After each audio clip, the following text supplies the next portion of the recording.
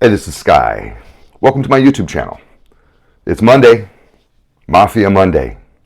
Let's jump into our story. I got the laptop open.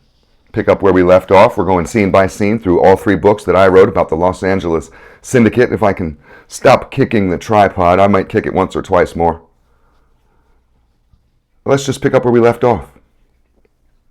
Our main character, Simon Castro, started his own crew. They set up shop downtown.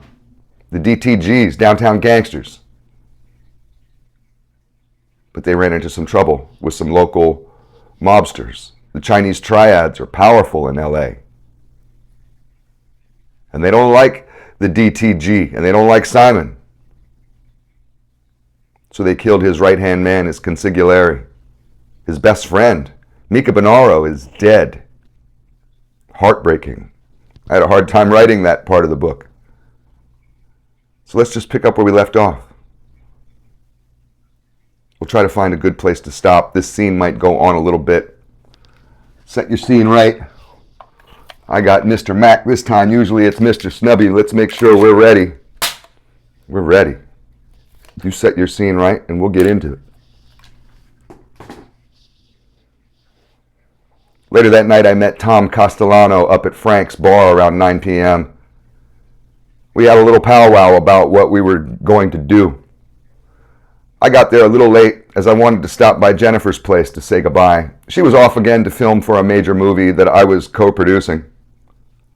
This time I walked in without making my rounds to all Frank's guys. I found Tom sitting in a darkened booth all the way in the back by himself. He had a sour look on his face, and I probably did also. When I saw him, I wanted to get right down to business and skip the small talk. But being the boss, I felt like I had to check up on Tom's mental state just to see where he was at. I sat down and asked, "How you doing? You okay?" Tom had known Mika for much longer than anyone else. They had a bond that went way beyond the streets, back to their teenage years. Tom's voice cracked as he replied, "Yeah, I'm okay, boss. Everything is fucked up right now that Mika is gone." I took a sip off the beer that the bartender brought, which arrived in front of me like magic. One of the perks of being a boss was automatic service all over town. People began remembering my favorite drinks and favorite foods. So when I walked in a joint, I always had what I wanted waiting for me. It really makes a guy feel like a big shot and tricks people into tipping better, I guess. Working people in this city know how to play a rich motherfucker like a fiddle. I leaned across the table to Tom and said, "Let's get right to it. We're down but not out. Every bad situation is a silver lining. We're going to get revenge for our brother Mika, and we're going to show this city, even the other crews in the family, how powerful and dangerous DTG is. Tom, you're my number one right now. I want you on top of your game." Tom smiled, which was nice to see in such awful times. He replied, "It's my honor to be your underboss, Simon. I will not let you down. Now, let's get to the issue at hand," I said. "What have you found out about the hit? Who killed Mika and ruined our super cool clubhouse?" Tom looked around the room carefully at each man to see if anyone was snooping in on our conversation. He leaned forward and replied, "Check it out. I went down to Long Beach and talked to the leader of the Asian boys this afternoon. The orders to hit our spot came from a new dragon head of the Tong in Chinatown. They have a spot down the street from the temple where Triad members and bosses can be found gambling regularly. Honestly, we don't know who did the hit exactly, but I believe my friend when he said those guys were the ones who bombed our warehouse." I paused for a minute to remember the hit I did with the Mexicans, realizing Mika's death was my damn fault. I said, "Maybe Frank was right." Tom looked at me puzzled and replied, "What do you mean?" I brushed off his comment and got right to business as my mind was racing with ideas. I said, Here's what I want you to do for me, Tom. Please go tell our guys to start searching for this new dragon head down in Chinatown.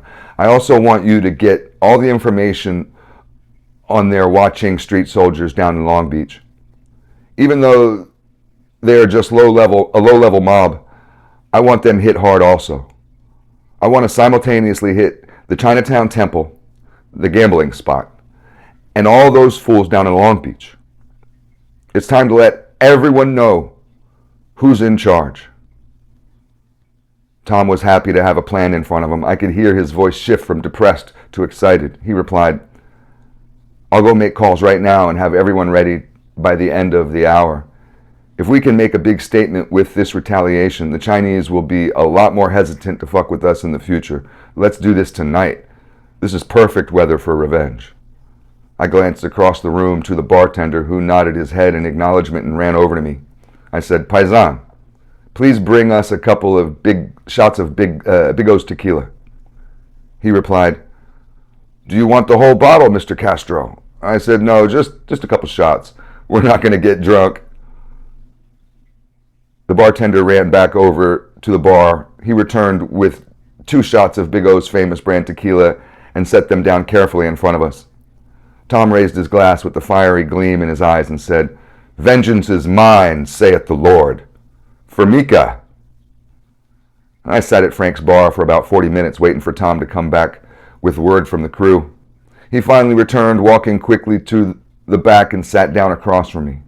Tom was breathing hard and grabbed my beer that was sitting in front of me, taking a long swig off of it and finishing it. He smiled and said, check it out. The guys are pretty angry about the whole thing, as expected, and ready for their orders to go to war tonight. I'm going back to the payphone right now. I don't want to miss a call. I replied, That's perfect, Tom. Let's hope we get a call soon about the location of this new dragon head. Tom stood up and replied, Boss, I'm so ready for this war, my fucking dick is hard. You don't believe me? You want to see? I burst into laughter and said, no, I don't want to see. I'll shoot your hand off if you make a move for that zipper. Tom smiled and ran off to the phone booth down the block to handle business. Just as I lit a joint and ordered another beer, my Uncle Frank showed up for a drink and to socialize a little with his crew. He made his way around the room, shaking hands with associates, finally reaching my table. He sat down across from me, and the bartender brought over a couple of fresh drinks. We talked for a while about my plans for war, as I puffed my spliff to calm my nerves. He informed me that Mika's old Santa Monica crew, as well as the West Side, had already hit about 10 Triad members and associates around town. It was still early in the evening, but Frank was good and drunk. I said, Uncle Frank, I want to apologize for my behavior earlier. You were right, I was wrong. Frank stood up with the help of his driver, who was nearby, standing in the shadows. Frank leaned over to me and said, I know, kid. It's okay. We're going to show these Chinese who runs L.A. As soon as Frank left the bar, Tom came running back in with more news. He ran in, holding his side as he caught his breath. He was finally able to speak after a couple minutes and said, Boss, we got that motherfucker. Come on. We don't have much time to waste. I hopped up and ran out the door with Tom to his car. He was driving his brand new custom-built Mercedes, which was parked out front. We shot off like Buck Rogers at light speed out of the parking space, through the West Side streets, towards downtown. We were going to catch us a dragon.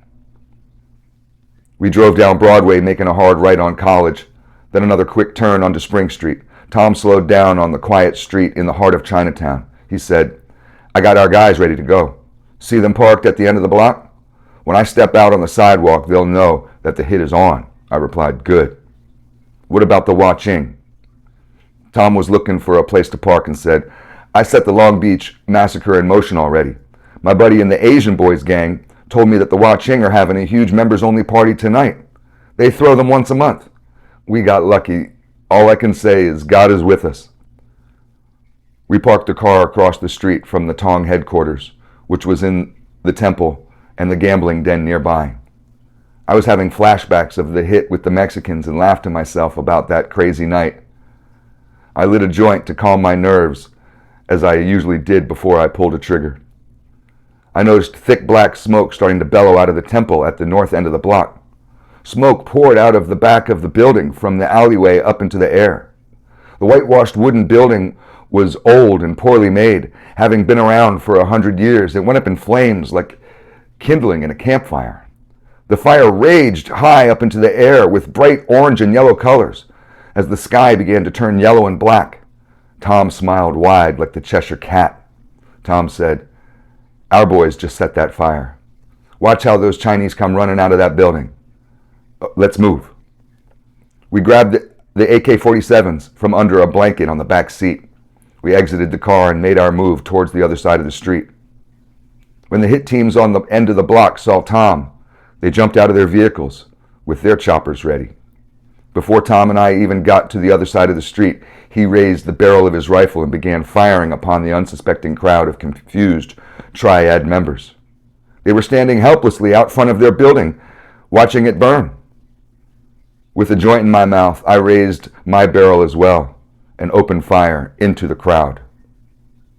I was lucky to shoot the new dragon head as he stumbled down the steps of the temple onto the sidewalk trying to escape the fire.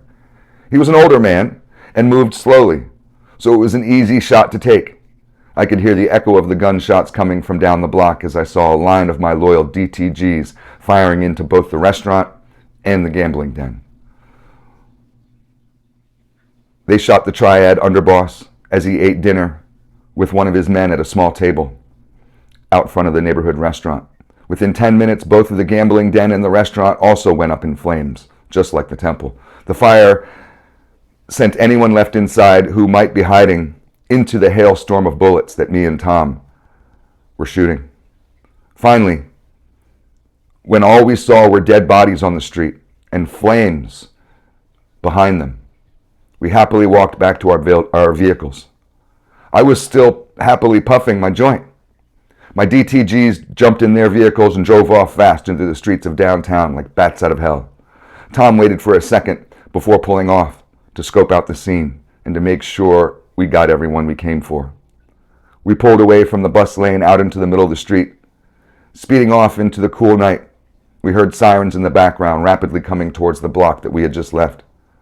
Tom turned on the radio to a rock and roll station that was playing the Beatles song, Helter Skelter.